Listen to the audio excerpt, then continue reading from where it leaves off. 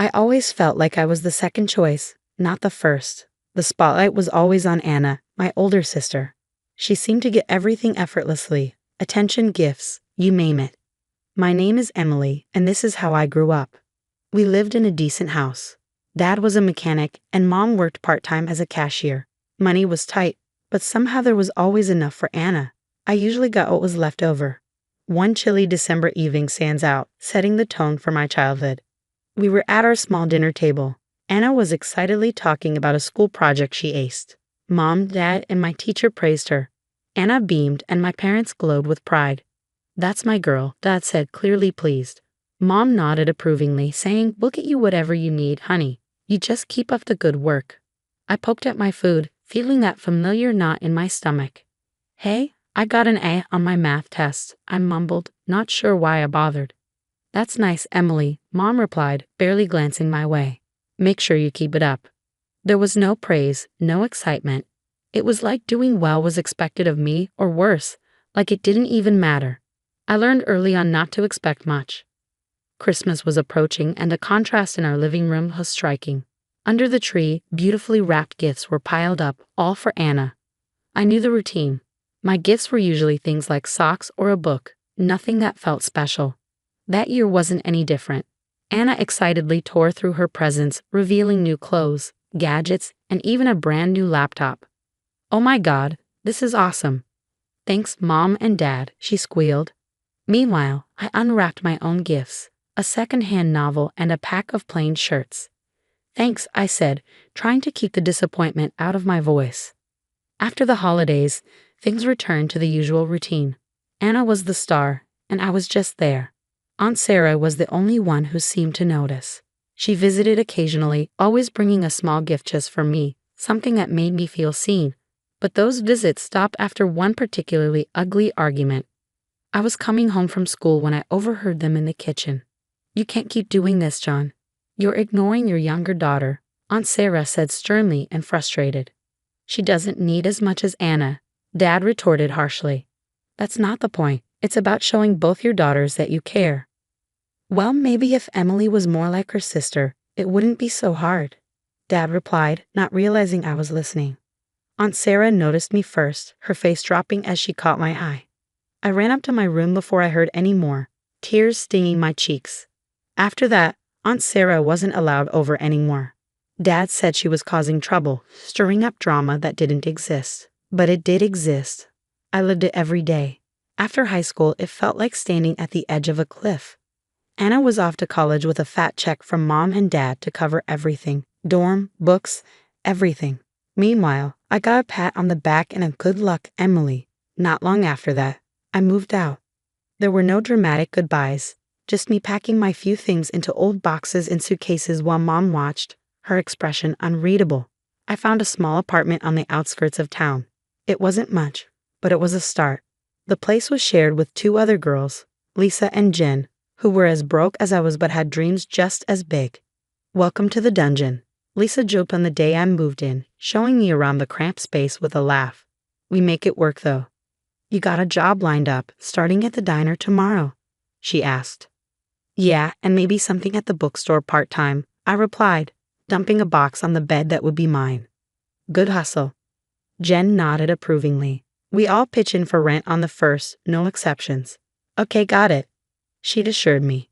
Working two jobs wasn't easy. The diner had me on my feet all day, taking orders and dodging the grumpy chef's temper, smiling through it all. Evenings were spent at the bookstore, shelving books and ringing up sales, the calm a stark contrast to the chaos of the diner.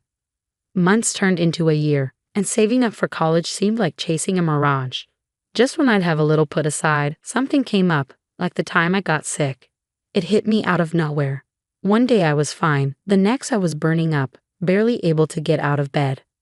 Lisa found me like that, shivering under a pile of blankets. "Jesus, Em, you look like hell," she exclaimed, her face creased with concern. "You need a doctor." "I can't afford a doctor," I muttered, feeling the room spin a little. "We'll figure it out," she insisted, pulling out her phone. "There's a clinic. They charge based on what you earn. Don't be stubborn about this." The clinic was crowded and weary, where the wait times could break you if the illness didn't. When my turn finally came, the doctor, a kind, tired-looking man, prescribed some meds and plenty of rest. "You need to take it easy," he advised, handing me a prescription. "Can you take some time off work?" I almost laughed. Not really, but I'll see what I can do. Back at the apartment, I crunched the numbers, meds, missed shifts, just scraping by on rent. It all added up too fast. My college fund, what little there was, dwindled to nothing after the medical ordeal and draining my savings. I knew I had to face it. I needed help. Swallowing my pride, I decided to call home. It had been a while since we talked properly, since I moved out. The phone rang, and I braced myself. "Mom, it's Emily." "Emily? This is unexpected. Everything okay?" Her voice was cautious, not warm or worried. "I need to ask a favor. Can I come home for a bit, just till I get back on my feet?" My voice sounded small, even to my own ears. There was a pause, the kind that tells you the answer won't be what you want to hear. "Oh, Emily, you know your sister just moved back in with her husband. They're using your old room. There's really no space." My heart sank, but I pushed on. "Can't we figure something out? Maybe I could sleep on the couch. It's just for a little while." Another long pause. "I'm sorry, Emily. It's just not possible right now. Maybe when things settle down with Anna and the baby." I hung up and sat there, the silence of the apartment pressing down on me. They had made their choice, and I wasn't it. I was on my own, truly on my own. The next few days were a blur of applying for any job I could find, skipping meals to save a few bucks, and trying not to think about the fact that my own family had turned me away when I needed them the most. It was during one of my late-night job searches that I got a call from Aunt Sarah. "Emily, sweetheart, I heard about what happened. Are you okay?" "Hey, Aunt Sarah. I'm managing, just trying to figure things out. Listen, why don't you come stay with me for a while? You shouldn't be alone through this." I felt tears prick at my eyes. "Really? Are you sure?" "I don't want to impose." "Of course I'm sure. You're not imposing. Your family, more than just when it's convenient. Pack your things and come over. We'll sort the rest out together." "Thank you, Aunt Sarah. Thank you so much," I said, my voice thick with emotion, packing up my things again. I couldn't help but feel the weight of the rejection, but also the warmth of being welcomed without conditions. Aunt Sarah's place wasn't big, but it was filled with love, something that had been sorely missing for too long. When I arrived, Aunt Sarah was waiting at the door. She wrapped me in a big hug as soon as I stepped out of the cab. "You're home now, Emily. Let's not worry about anything else tonight," she said, ushering me inside. Life at Aunt Sarah's was different from anything I'd known. It was quiet, peaceful, and most importantly, I felt wanted.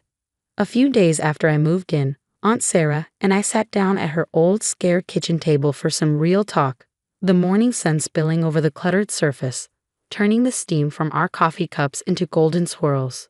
"So, Emily, what's the plan?"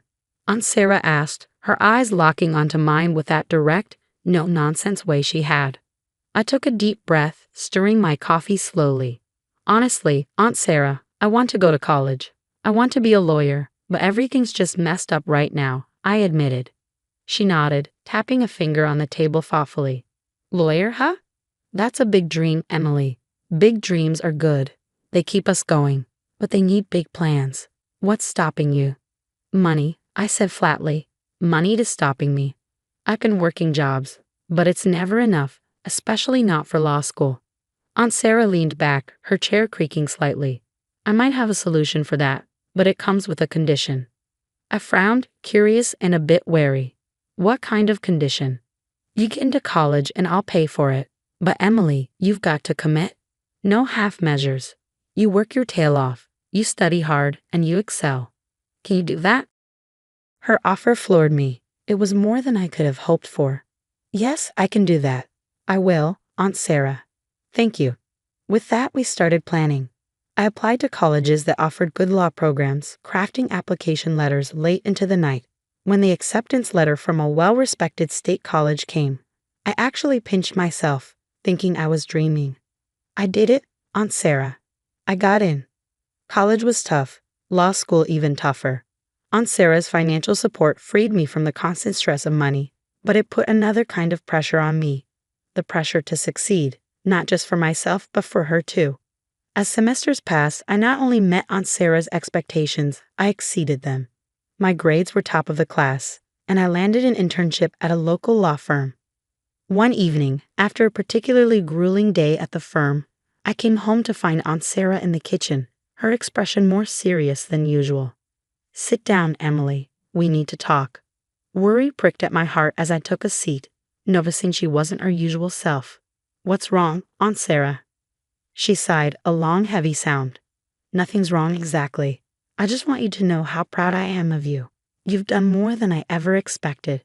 You're going to be a great lawyer." Her praise warmed me, but her tone hinted at something unsaid. "Thanks, Aunt Sarah. I couldn't have done it without you." "That's not just it," she continued, her eyes serious. "You've got to start thinking about what comes next.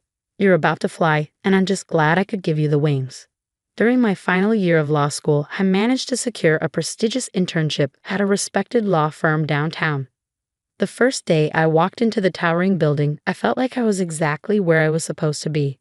My supervisor, a sharp-tongued lawyer named Mr. Coleman, met me at his office door with a skeptical look. "So, you're the intern I heard so much about, Emily, right?" Mr. Coleman's voice was gruff, his eyes scanning me like I was a case file he wasn't sure about. "Yes, sir," I replied, determined to prove myself. "I'm here to learn and contribute as much as I can," I replied, my voice steady despite the butterflies dancing in my stomach. The work was intense.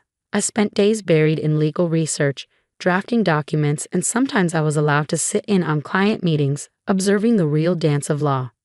Mr. Coleman didn't hand out praise easily, but when he did, it stuck. One late evening after everyone else had gone home, I was still at my desk poring over a particularly tough case when Mr. Coleman walked by.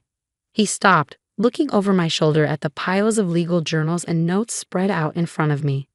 "Don't you ever go home, Emily?" he asked, an eyebrow raised in amusement or maybe respect. "Not until I figure this out," I answered without looking up. "This case could set a precedent, and I think there's an angle we've missed."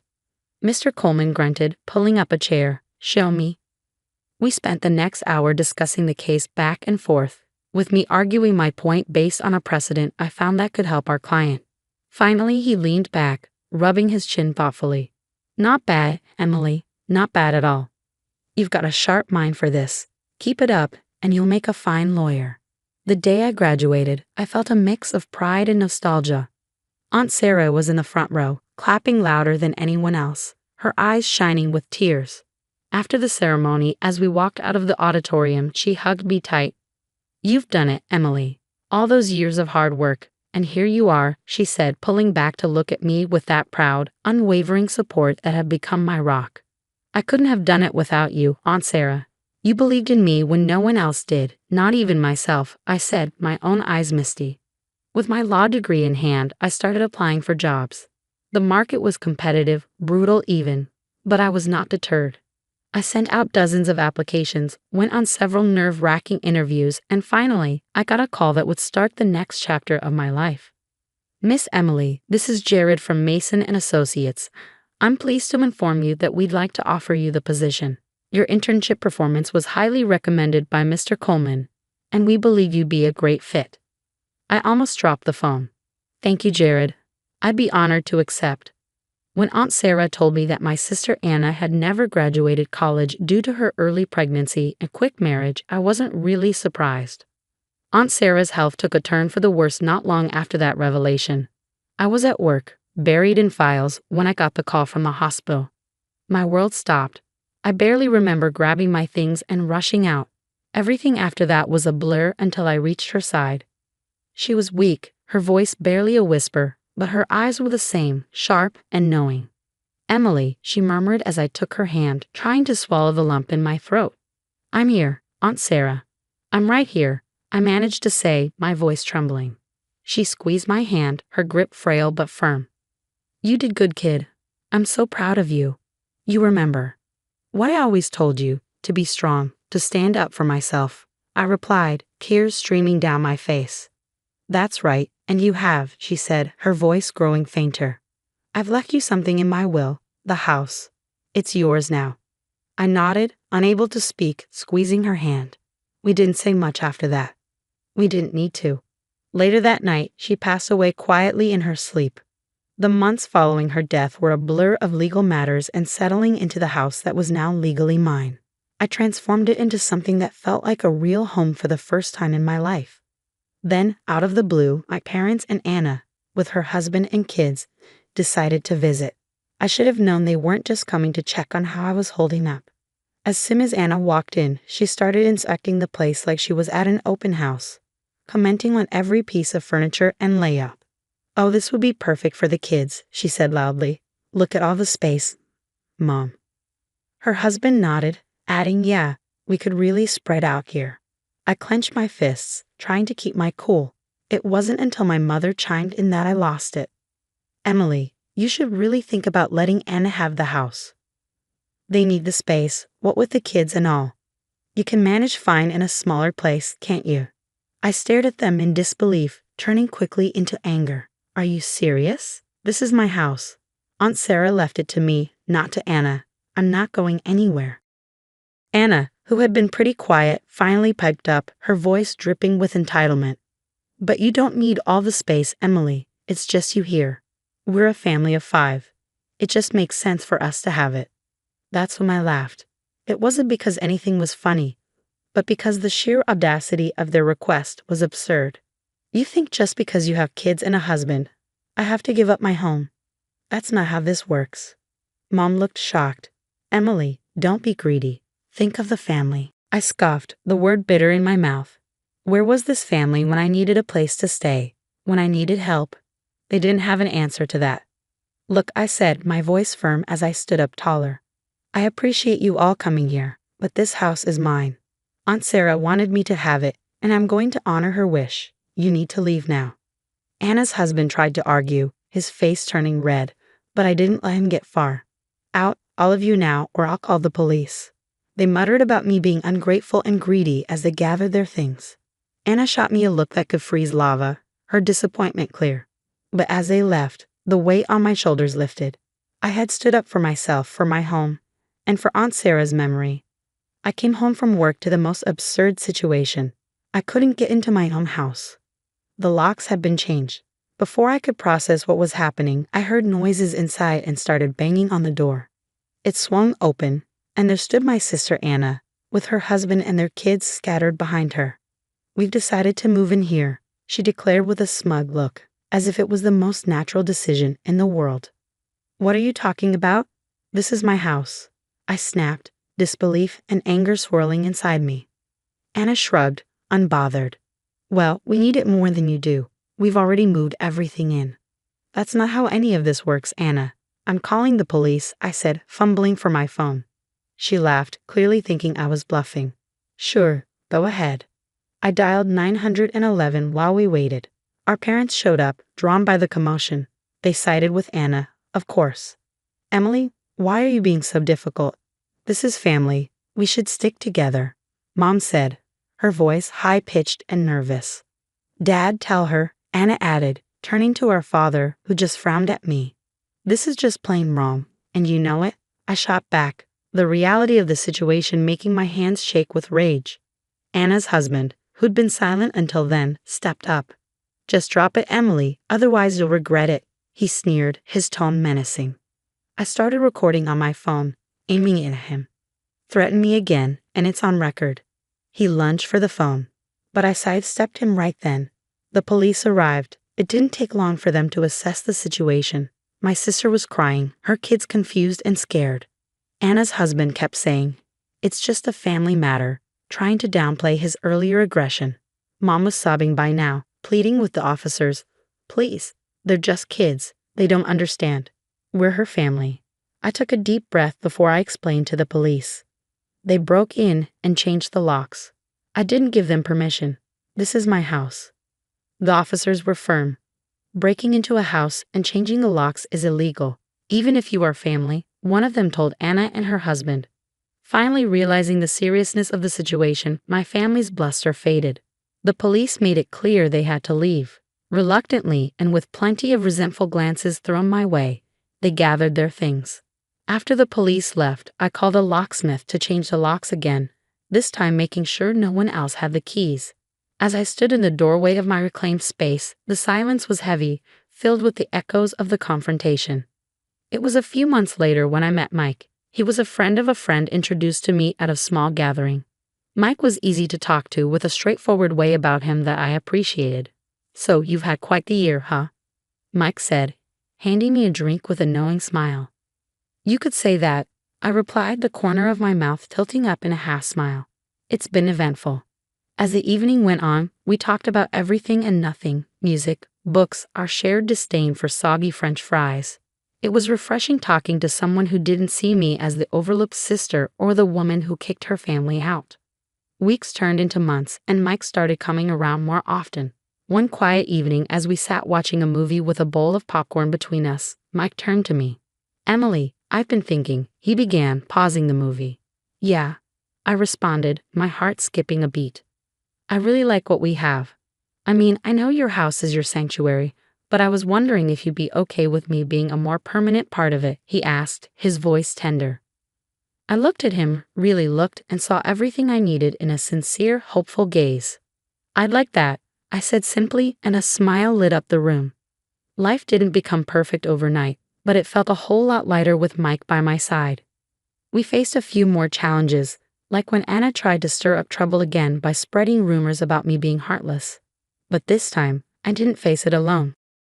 "Let them talk," Mike said one evening after I got a frustrating call from Mom telling me how upset Anna was. "The people who know you really know you. They know the truth. That's all that matters." He was right, and slowly I began to let go of the anger and resentment. It wasn't worth holding on to. Instead, I focused on the good, the home I was building, both the physical walls around me and the emotional barriers I was letting down.